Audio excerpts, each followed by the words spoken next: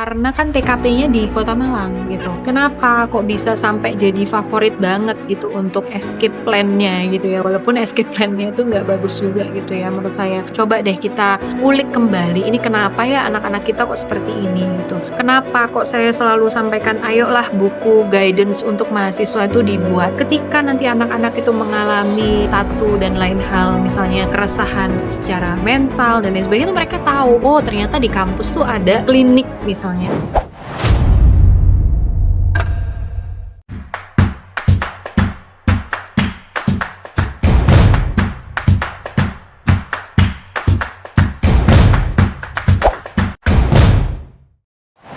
Saya sebetulnya sudah sampaikan berkali-kali ya, kalau misalnya kita itu nggak waspada terhadap, ya paling tidak itu kalau dari pemerintah itu kan bisa memberikan fasilitasi pendampingan kepada seluruh masyarakat. Tetapi kalau dari unit terkecil mikronya itu misalnya dari keluarga untuk aware terhadap itu kan juga kita sulit karena kan ranahnya private gitu ya.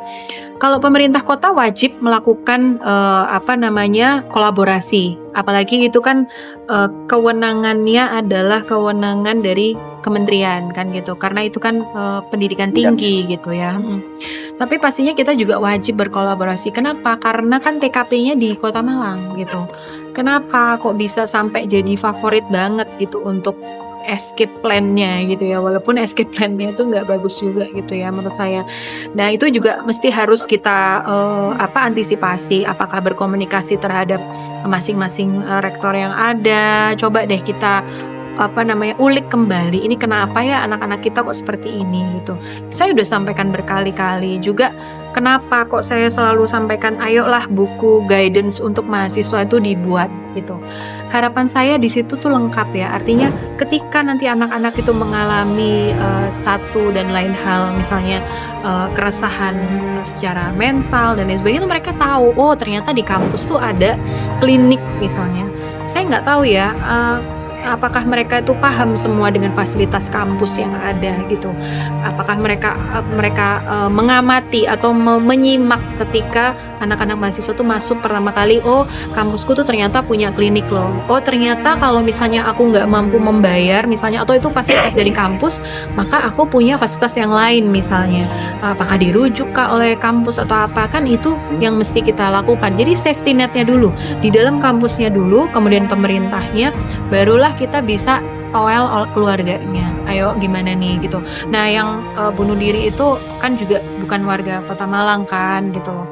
Artinya kita juga harus menyampaikan juga kepada pemerintahan yang terkait gitu. Sama ketika misalnya kita terjadi kerusuhan antar suku di sini, kan kita ngomong tuh sama pemerintah yang bersangkutan, kenapa kok ini nggak seperti itu?